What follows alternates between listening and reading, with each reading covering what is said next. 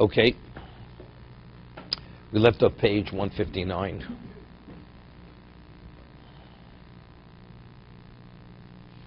We're holding Gimel. Page 159, Gimel. Taf Reshut Ches.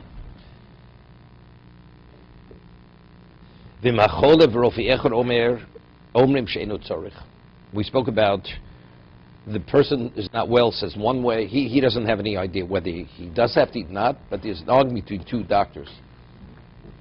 So the Mechaber said in base, we go Luchum, it's Pikuach Nefesh. It's a question. Maybe Pikuach Nefesh, he doesn't eat, so of course he eats. What about if the person is not well, feels he doesn't have to eat? And there's a doctor who supports his position. The person is not well, that he doesn't have to eat. And there's another doctor who says, I disagree, he must eat. So the doctor, when he's saying he must eat, is disagreeing with his fellow doctor and the person who's not well. So normally, why don't we trust the person who's not well? We could say the reason why he doesn't feel hungry is because his illness has dulled his need to eat. So therefore, we don't even reckon with him.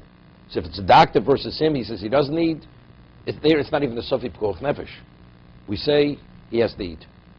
But here we have a doctor supporting the position of the person who's not well. So what do you do there? And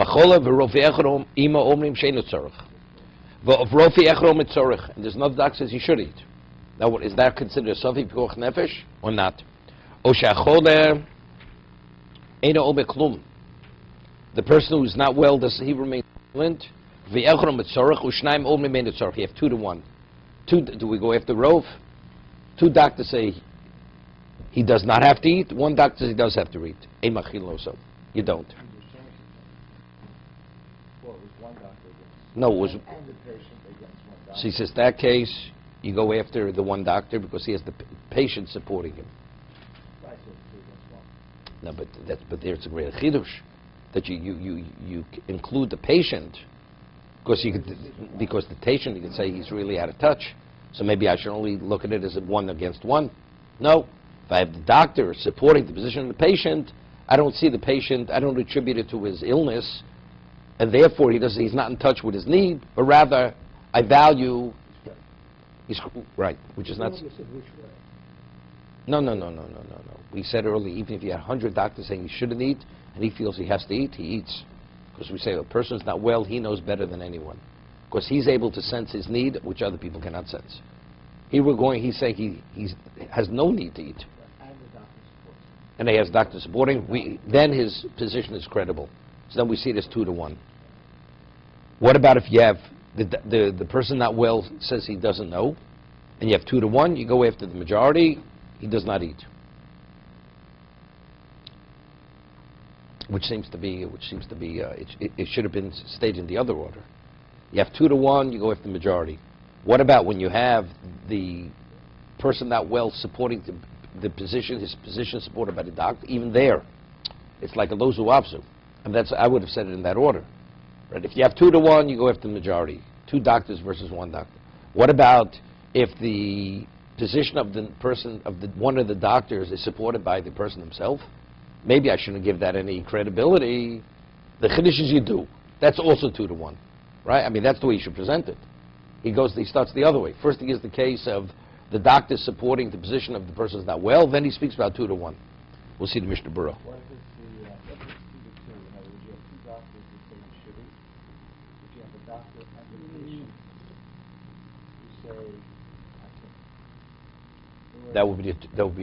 can't. That's a tie. Yeah. Otherwise, he should say that. Say that case also. Maybe the patient. So what does he have to say? The patient with the doctor versus 1 doctor. Let him say even 2 doctors. Even then, we don't say Safik. Mishna BeruraYom.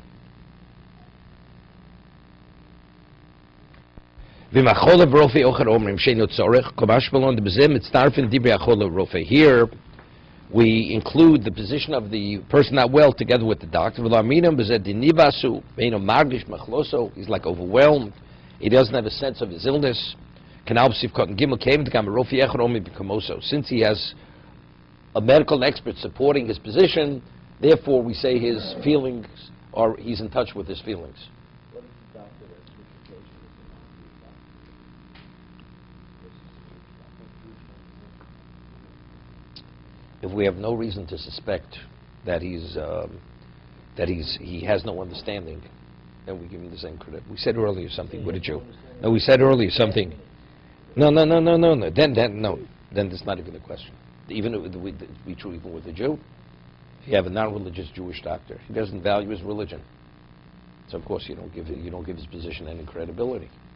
If you have nothing else to go on, okay, you have no choice. It's Safi P'koach Nefesh. Right? Let's the other way. If he has no regard whatsoever for the religion, anything, says you must eat.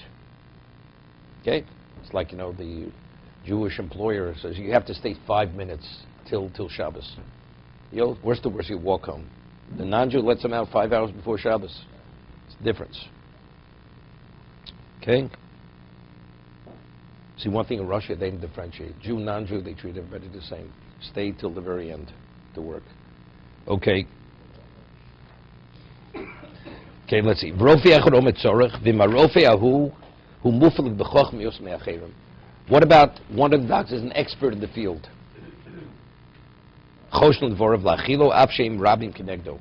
You could have 10 to 1. One is the expert, and the others are just ordinary doctors. He has greater value. His position has greater value than the others.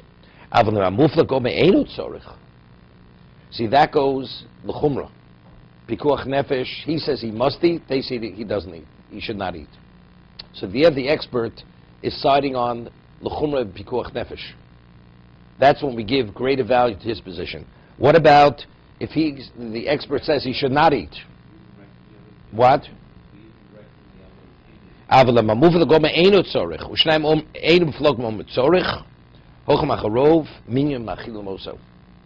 mean, it's not where he's the expert, it's enough to create a question. He's right. It's enough to create a question. So therefore, if it's enough to create a question, a suffix, so even when he says not, and the others say too, something, we're still in doubt. So as long as you're in doubt, then he eats, even though he's the expert. So we follow his position only l'kula, l'chumra, for pikuach nefesh. This comes up very often, So it comes with me, like, let's say there's a question, you get a second opinion, third opinion. And the procedure is a question of pikuach nefesh. But the pikuach nefesh is the other way. The person could die. We spoke about, what two doctors say the operation is safe. And right? One person says he'll die on the table. Who do you go after? Right? So you say, and they're all of equal experience. What? No, you go. It's 2 to 1. It's 2 to 1. You go after 2 to 1. Good, but the Torah says you go after Rov. You go after Rov. There's no element of question. If the majority says one way, you go after the majority. It's a majority opinion, right?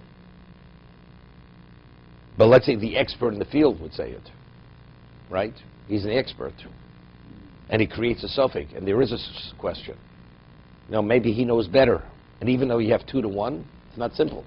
So either way, it's maybe you should say sheval tasa, just be passive, because you'll be doing the wrong thing. So you have 3 experts, and one says he could die. The other 2 say. No, you follow the majority. If they're all of equal status, you follow the majority.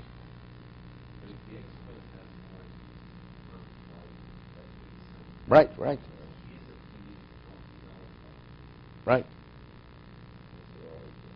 No, but we see over here when it comes to eating, he says don't eat, and 2 ordinary docs say eat. What do you do? He eats. So you see, there's an element of question. So if that is the case, he says operate, the others say don't operate. So there's an element of question. If there's an element of question, we have a problem. Right? Because there you can't apply Rov. Because there you're overtly doing an action which may end the person's life. These are not simple questions. Rebbe Yosha, when he had his famous the heart operation, or was it a valve, whatever they did then, he asked every question before, to make a decision whether he'll allow them to go through, because it was a very, very risky procedure. And even during the operation, he was awake. and the doctor wasn't speaking to him the whole time, and everything he did, he consulted with him whether he could do or not do. And afterwards, this doctor traveled around the country to a number of Jewish communities. He was amazed how Rebbe Yoshev was in touch and how he ruled on everything, and it's as if he wasn't the patient. He was being operated on, and like he was standing aside being consulted with what to do. He was like removed from the whole situation, Rebbe Yoshev, when he was being operated upon. Because he had to be fully awake because of the nature of his, whatever was his health. He couldn't be, they couldn't sedate him. No. His mind was fully alert.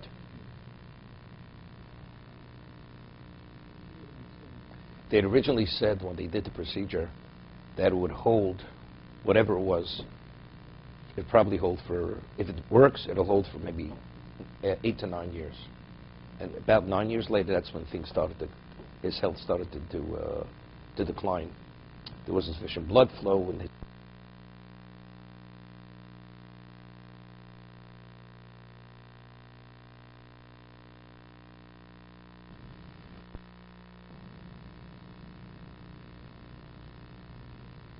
what? You know, I'm not sure what they did either, right? They flew over the whole team. You know, the doctor who operated, he would not use anybody else but his own team. You know, even the nurses, they flew his equipment, everything they flew over for this particular procedure. No, it was done in Israel. They're from New York. Yeah. I don't know where Vision came, but they flew out of New York. Maybe it's from Cleveland. Maybe it's from Cleveland. I think it was from Cleveland Clinic. He came from the Cleveland Clinic. That's where he came from. Not from NYU. Okay.